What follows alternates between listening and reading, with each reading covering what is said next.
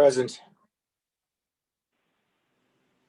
That was a yes. Cindy Butts? Yes. Cindy Butts? Wendy Clark will not be attending. Heidi DeWinger? Here. Kylie Goslin? Here. Tim Hodges? Steve Kitowitz? Here. Becky McKinnon? Here. Salem Mascara Bruno?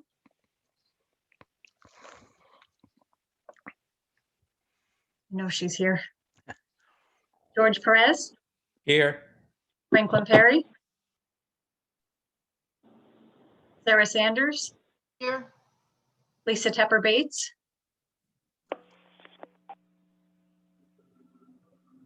Gwendolyn Thames? Present. Greg Ugaldi? Present.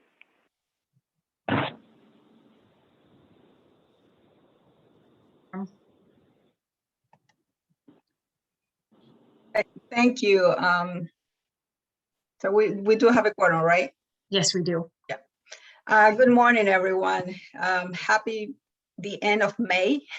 Spring passed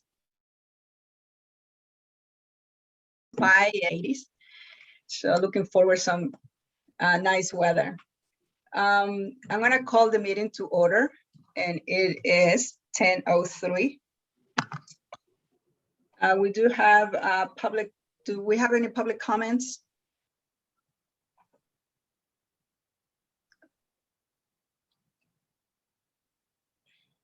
Do you,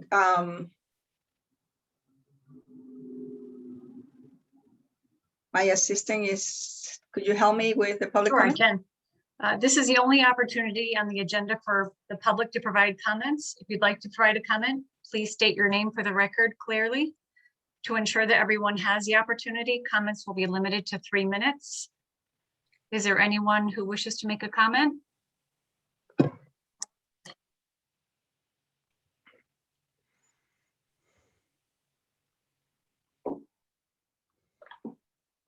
Any comments?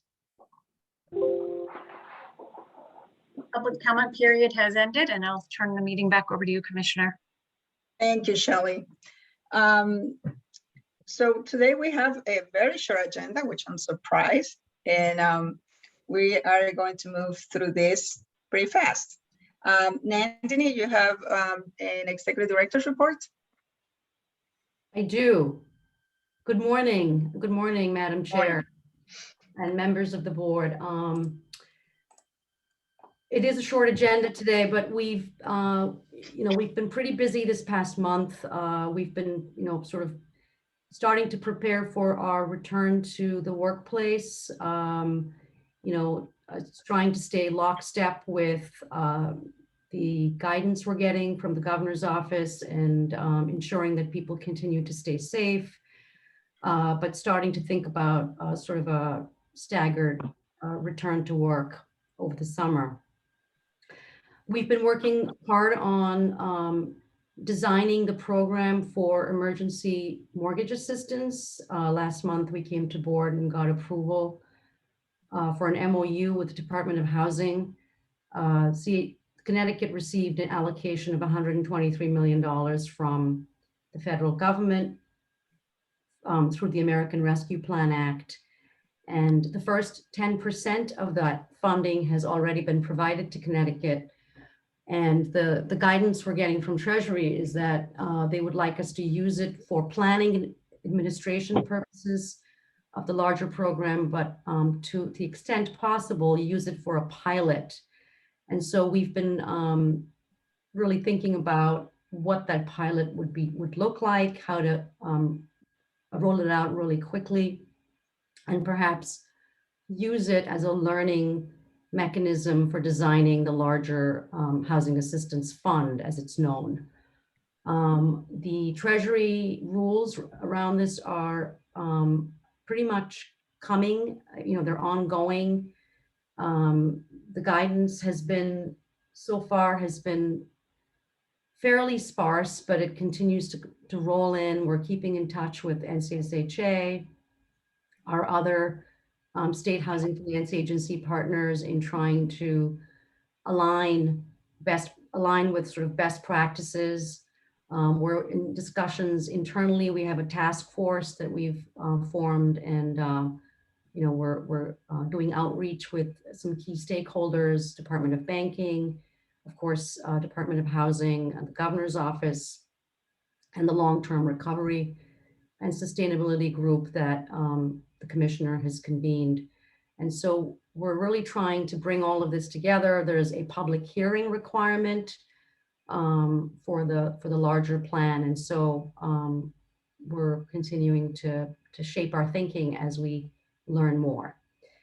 In May, we've also been, or in the last couple of months, we have a joint collaboration with the Department of Housing on rolling out our second annual developer engagement process. This has really been a pioneering activity of the Commissioner, who has come up with a really innovative way for developers to bring their proposed deals forward. In prior administrations, there were funding rounds, but the idea of the developer engagement process is to really identify a pipeline of deals. And so that you're sort of thinking about where you're going to start seeing deals in the next 2 or 3 years. And so you can really bring deals forward from conceptual stage all the way to fruition. And you can be addressing their needs with technical assistance or pre-development funding, and really providing for sort of a full spectrum of deals that are ready, to proceed this year, next year, and the year after. We have streamlined the process greatly in our second year, using a lot of what we learned last year. We just released the notice for people to apply, and we're hoping this year to invite applicants to propose deals that could benefit from the Capital Magnet Fund Award that we received earlier this year, or CHFA's newly created Opportunity Fund. We're looking forward to this initiative. We continue to make really good progress on several of our goals related to the strategic plan, and they're in various stages of planning, design, and launch. That's all I have at the moment. Thank you. Thank you, Nandini. Questions, comments, suggestions? I had a question. Before the pandemic, we talked about inviting board members to ribbon cuttings, and of course, that shut down. But now, as things open up, is that something we can look forward to? Yes, absolutely. No question. Thank you for that reminder. We'll make sure board members are invited going forward. Just one quick question, Nandini, for you. You mentioned return to the office. And I just wanted to know, not in specifics, but it would be my hope that CHFA will be able to capitalize on a certain degree of flexibility. We talk a lot about building for environmental concerns, but I think it's really important that we also acknowledge that if we have fewer people driving their cars to and from the office, that's another way in which, we're helping with regard to environmental targets that are important, certainly to this administration, and I think to most of us, if not all of us on the board, but also to the point that, those of us who are also looking internally at our options, I think we all are aware of the research that shows that, as a rule, most of what we're seeing is that people are both more productive and happier in their jobs if there is that flexibility. So, again, not looking to ask you to recite the details, but my hope is that you're going to be able, as an organization, to really be thoughtful about what that looks like for CHFA going forward. I totally agree with you. I think there are two sides of the coin, but in short, we are looking at providing that flexibility going forward. We're, trying to gather data at the moment with respect to how other agencies handle telework. A few other, state agencies and quasis have had telework environments. policies with respect to telework before the pandemic. And so to the extent we can follow their lead, we're going to be looking to do that. But I think the other side of the coin is knowing that, we're going to want to have people on site some number of days of the week, primarily because I think I think the pandemic has really has been good for certain things. People have been able to get a lot done. You can move from meeting to meeting very fast, but it's also made people feel like they're working in a vacuum in some cases, and it's isolating. And so I think it would be good to have the best of both worlds. And if we can do that, we will absolutely accommodate that. Also, this is George. I mean, another challenge we have is that for the most part, we all work in a unionized environment, and many of those things need to be negotiated with our unions. Also, I'm told by Office of Labor Relations when I'm trying to be more flexible than some other agencies, because prior to the pandemic, we already had remote telework. Because most of my examiners go out to another place to do the work, not necessarily the office or even their home for that matter.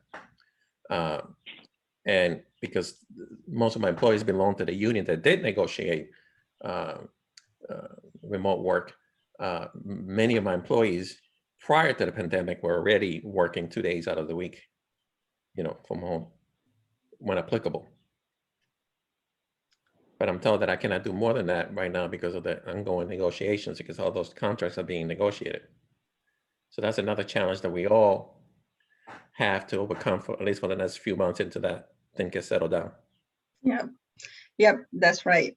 Any other questions or suggestions so we can move on? Thank you, Nandini. The Finance Committee has no action items, but Sarah, do you want to say anything from the Finance Committee? Any comments?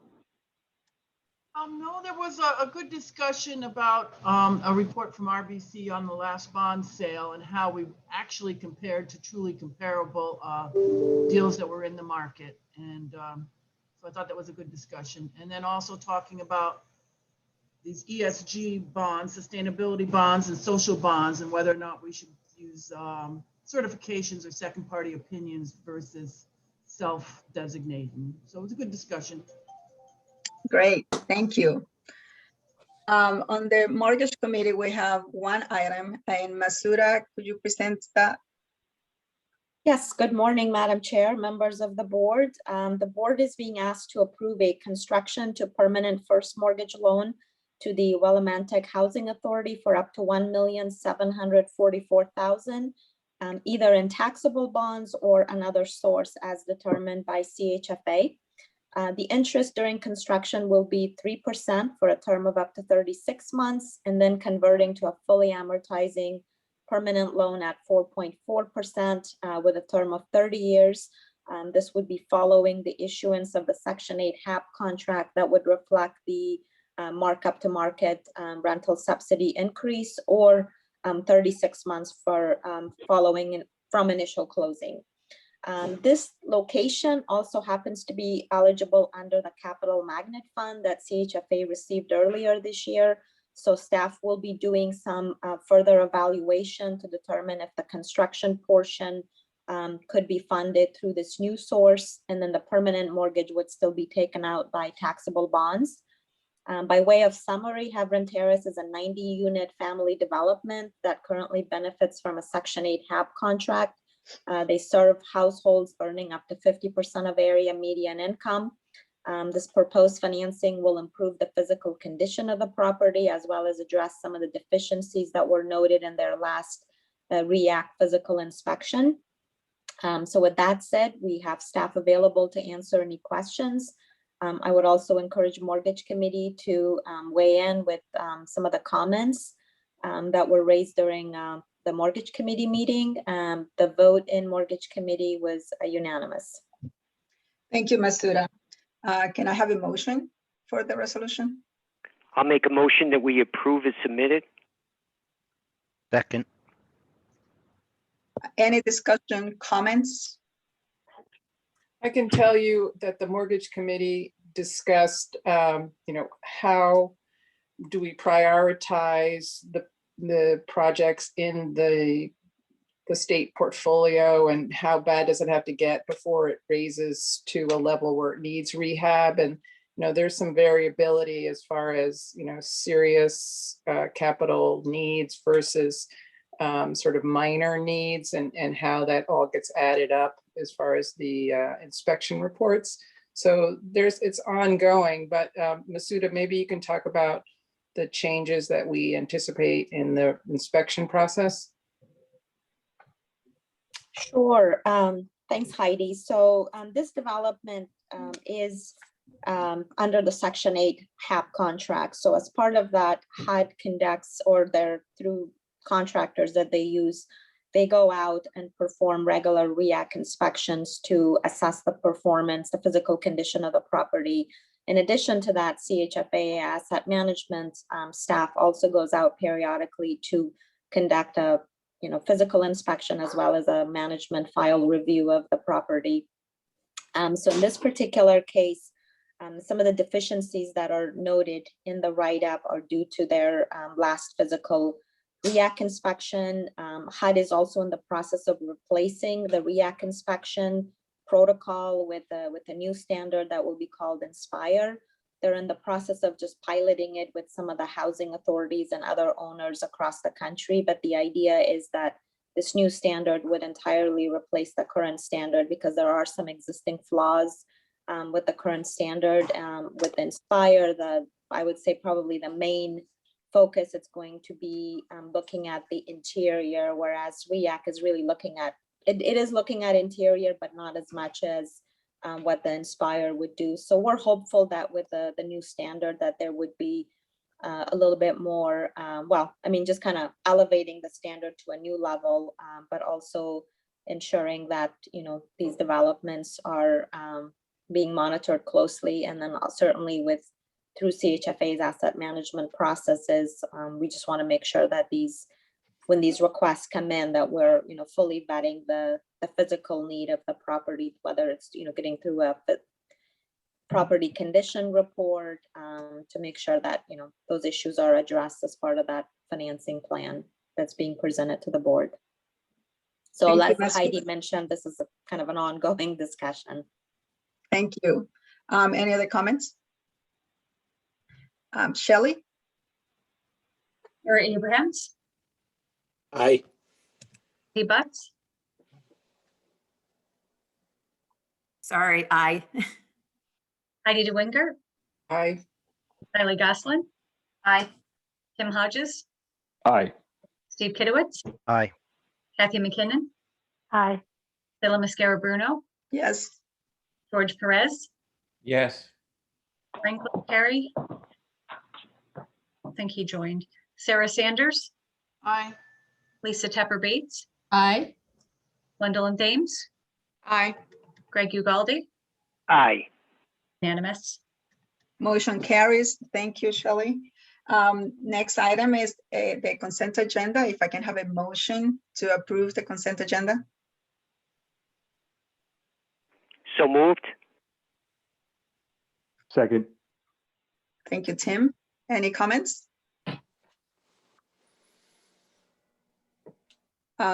Shelley, could you call the roll, please? Gary Abrahams, Aye. Butts, Aye. Heidi DeWinger, Aye. Kylie Goslin. Aye. Tim Hodges, Aye. Steve Kitowitz, Aye. Kathy McKinnon, Aye. Phila Mascara Bruno, Yes. George Perez, Yes. Sarah Sanders, Aye. Lisa Tepper Bates, Yes. Gwendolyn Thames, Yes. Greg Ugaldi, Yes. unanimous. Motion carries. Thank you. Wow, this has been the shortest meeting we have had. It's 10:21. Anyone has any comments before we adjourn the meeting, or comments or questions for staff? No, everybody wants to go home. Oh, forgot you are all home. All right. Can I have a motion to adjourn the meeting? Moved. Moved. Second. All in favor? Aye. Aye. Aye. Aye. Thank you. Thank you. Have, Thank you. Thank you. Aye. Aye. Bye. thank you. Bye-bye. Have a great Memorial Day. Yes.